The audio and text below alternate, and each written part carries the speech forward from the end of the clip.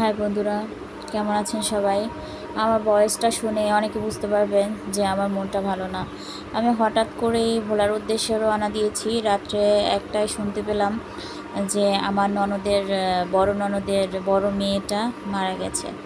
শুনে একদম ভেঙে পড়েছি, মাথাটা একদমই ঠিক ছিল না যে কি থেকে কি হয়ে গেল। এত সুন্দর সুন্দর দেখতে, এত ভালো একটা মেয়ে কি করে আমাদেরকে ছেড়ে চলে গেল।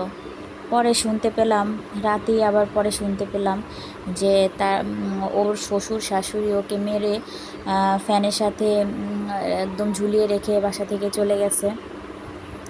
তো আমরা তো সবাই শুনে খুবই কান্নাকাটি করছিলাম, মন মানসিকতা খুবই খারাপ হয়ে গেছে। কিন্তু সবই রয়ে গেল, সবাই আছি আমরা, সবই রয়ে গেল। ওর আত্মীয় স্বজন, বাবা মা সবাই রয়ে গেল, পৃথিবীর সব কিছুই, সব সৌন্দর্য রয়ে গেল। শুধু মাঝখান থেকে আমার আবিদা চলে গেছে।